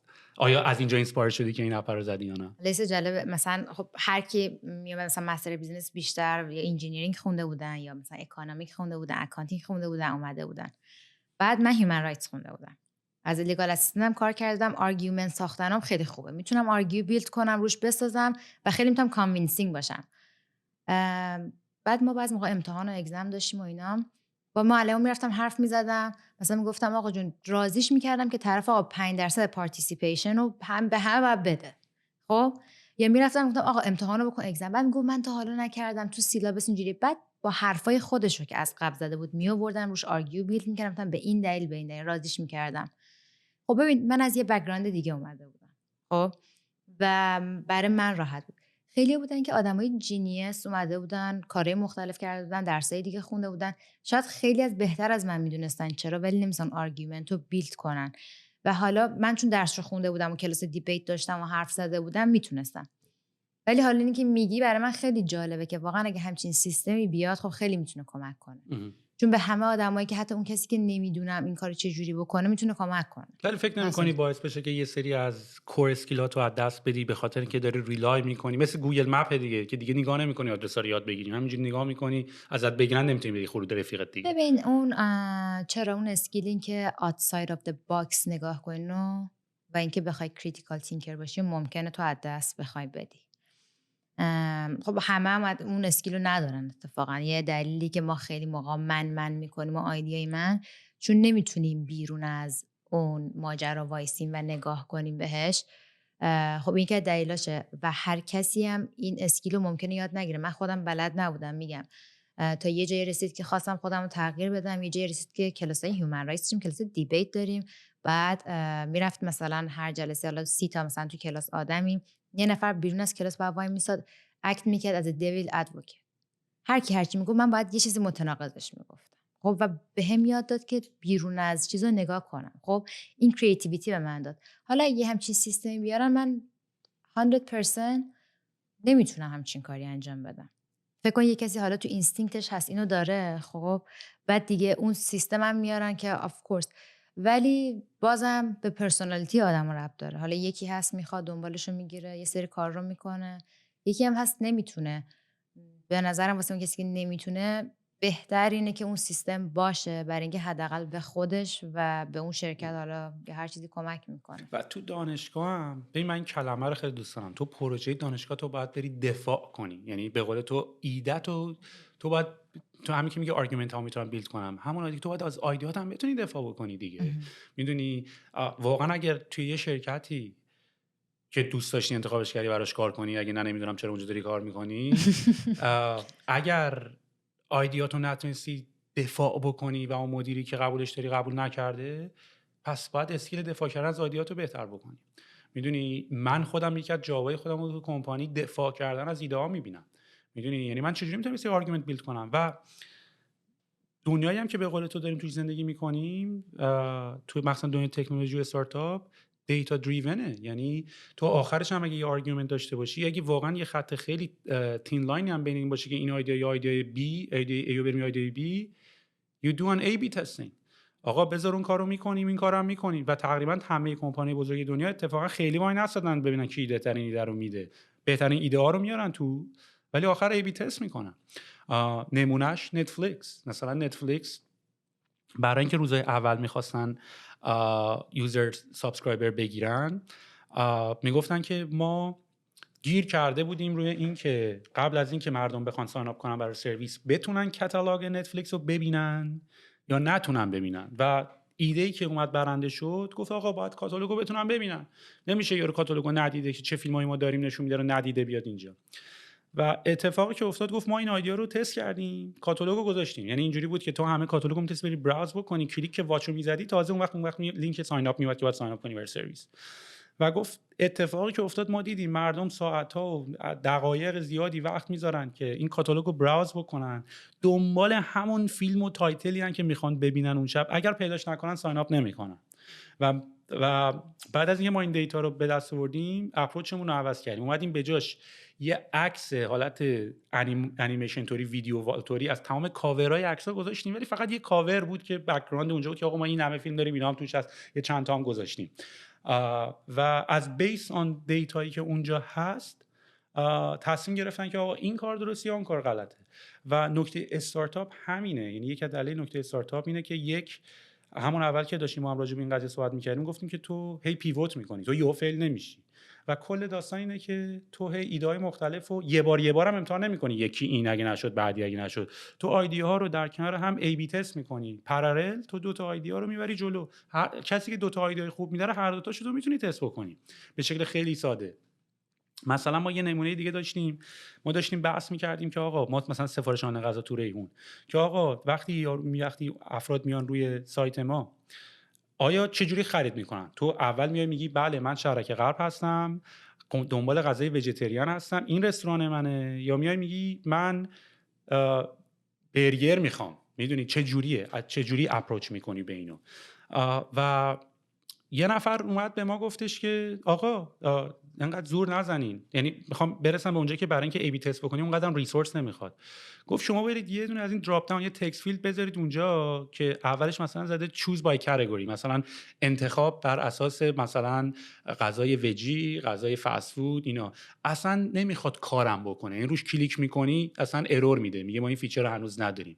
ولی برو اونو بذار ببین چند نفر اینجوری کلیک میکنن. اصلا قبل از اینکه اینو بسازی برو این دکمه رو بذار خالی، میزنی روش ارور میده، ولی ترک کن چند نفر کلیک کردن.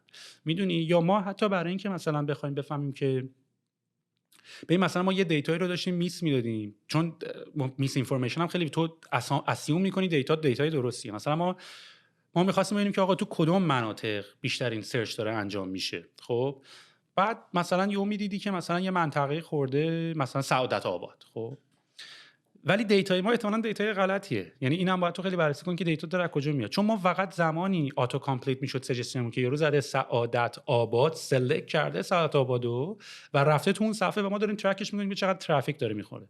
ولی اگه یکی سرچ کرده مثلا شهرک غرب، شهر مثلا شین زده، ه زده، ر زده، ولی تو آتو کامپلیتش نیومده، ما هیچ وقت اون شخص رو شرک غرب کلیک نکرده که من بتونم ترک کنم ببینم چقدر دیتا ازش گرفتم. به این نتیجه رسیدیم که آقا ما باید کی استروک ها هم ترک بکنیم. یعنی اگه زیر ش ه ر بعد آتو سجست نکرده، بعد هی رفته سعی کرده ترمشو سجست کنی تا بتونیم ما بهش آتو کامپلیت بکنیم، یا باید ترک بکنیم که ببینیم چی رو داره سرچ میکنه که ما سرچش رو نمیتونیم براش کامپلیت بکنیم. پس یکی این که تو باید مطمئن باشی که دیتا سورست بد دیتا نداره، یعنی دیتای درستی داری روش داری کار میکنی. و کل قضیه استارتاپ و کار کردن و بیزنس کردن و رفاقت و اینا اینه که you start with a set of assumptions. تو با یه سری assumption چی میشه؟ فرضیه. با یه سری فرضیه تو شروع میکنی و بعد این فرضیه ها رو تو تست میکنی خیلی هم راحت بدون هزینه زیاد. یعنی نمیخواد ایده بکنی که من وقت و هزینه و ریسورس ندارم که دو تا ایده رو تست بکنم. ایده رو خیلی دامی و کم هزینه میتونی تست بکنی. کاری که مثلا من تو این پادکست هم دارم میکنم، یه بار نور رو میذارم چپ، یه بار نور رو میذارم راست، یه بار میکروفون میارم چپ، واسه همینه هر بارم هی بدتر و بدتر که پادکست من کیفیتش شد پایین‌تر همونجوری که میرم جلوتر. ولی دارم ور میرم ام کیپ تستینگ، میدونی، تا بتونم به نتیجه مورد علاقم برسم دیگه. آره اتفاقا همه اینا رو قبول دارم. میدونم برای هر استارتاپی، حالا همونطور گفتی نتفلیکس، خب نتفلیکس یه بلو اوشن آورد، تقریبا استراتژی بود، یا همون اوبر هم همین کار کرد. اومد یه ایده آورد گفتش که من میخوام واسه کسایی باشه که حالا فقط اپ استفاده میکنن رو گوشیان. بعد کسایی دیگه که نشسته بودن داشتن برین استورم می‌کردن گفتن آقا نه، مثلا چیکار کنیم؟ یکی مثلا بیایم برای آدمایی که حالا کار ندارن جاب کرییت کنیم، خب بتونن در جا کار کنن. یه کسی سیفتی میخواد شیر کنه، یه کسی دوست داره تنهایی سفر کنه، ارزون ترش کنیم. خب و همه ایده رو به قول تو استیج اومدن انجام دادن و با KPI، حالا کی پرفورمنس ایندیکیتور هستش، ترک کردن، دیدن که کدوم میشه و ادین همه رو جمع کردن. و ایدهاش همین بود که نتفلیکس هم فکر کنم همین کار کرد، که اومدن گفتن که آقا جون من میخوام از همه جا، از جاهای مختلف، نه تنها برای کسایی که به فیلم دیدن اینترست دارن، من میخوام از همه جا بیام آدینس بگیرم. یه کسی فیلم دوست نداره، یه کسی چه میدونم دوست نداره تیوی شو ببینه، دوست داره مثلا پادکست ببینه، دوست داره مثلا داکیومنتری ببینه. همه اینا رو آوردن با هم ادغام کردن و به خاطر همین هم هست که شرکت‌های خیلی بزرگن، خیلی هم موفقن. یعنی بازم همه این بحثا برمیگرده به اینکه این شرکت‌ها اوپن بودن که به این ایده گوش بدن، با هم دیگه کامیونیکیت کنن، همدیگه رو تراست کنن و ادین یه ایده بزرگتری رو بیلد کردن. و همونطور که تو گفتی تو هر استیجی هم اینو اومدن تست کردن و دیدن جواب میگیره. به قول تو چند نفر برگشتن چند نفر دیگه کاستومر نبودن و بعد از تمام اطلاعاتی که داشتن اومدن حالا بیزینسشون رو کلا فرم دادن و الان خب خیلی موفقن. آره. خیلی خیلی دمت گرم از اینکه کافی آوردی ساعت 9 شب. نمیدونم، البته منم مثل تو هم، برای منم خیلی فرق نمیکنه وقتی کافی میخورم من میخوام. من اینقدر دیگه شبا ساعت 11 و اینا دیگه اینقدر خسته نمیشم که اکسسی هم به من داده باشین همونو من میخوام. اینقدر خستم. ولی دمت گرم این کافی رو آوردی، لیواناشو. کافی از خود ما هست. و خیلی خیلی لذت بردم از بحثی که باهات کردم. واقعا یکی از موضوعی که خیلی مهمه و شاید کمتر دیده بشه همین کامیونیکیشنه و خیلی هم راحت میتونی بگی من کامیونیکیشن رو میفهمم، همونطوری که ما از کمپانی اولمون همیشه میگفتیم کامیونیکیشن، ولی واقعا کار سختیه. به نظر من واقعا استادی میخواد، چه تو بیزنس، چه تو دنیای واقعی، چه صحبت کردن با پارتنرت، چه صحبت کردن با نگهبانی سر کوچه، چه با هر کسی واقعا. و به نظر من زیبایی هیومانیتی هم همین برقرار کردن ارتباطاتشون انسان ها با همه. آره این کافی هم اتفاقا یکی از دست چیزایی که من خودم ارتباط برقرار کردم، به زودتر گفتم من کافی میخوام، چرا همه اینجا آب دارن. دیگه حالا گرفتم لیوانش هم آوردم، ولی منم خیلی لذت بردم، خیلی چیزا یاد گرفتم. خب من میگم چون مثلا هم برای شرکت‌های دیگه کار کرده بودم، هم درس رو خونده بودم، همیشه فکر میکنی که یه دیدی داری و خیلی یاد گرفتی، ولی اینکه خب تو خودت شرکت داری و یه سری کارا کردی و تجربات رو نشر کردی، منم خیلی یاد گرفتم. خیلی ممنون. اول دمت گرم. اینم راجع به این بگم، البته ما اینجا گستامونو اولا که گست من خیلی ندارم، واقعا بچه‌ها اومدن داریم با هم صحبت میکنیم. اونایی که چیزی نیاوردن آب خوردن. البته بعضی سری چیز آوردن، باز حالا جاش تو پادکست نبوده که حالا همون لحظه استفاده بشه، مثل چیزی مثل واین. حالا الکی فکر عجیب غریب نکنیم. و تو لیوان کافی آوردی، کافی گرفتی دیگه. من پیشنهاد میکنم برای کسایی که بعداً میان چیزای باحال ماحال بیارن، بزنیمش کنیم. یه دونم برای من بیاریم، بعدم میام میگیرم. دمت گرم نگین، خیلی حال کردم. مرسی، ممنون سوال جان.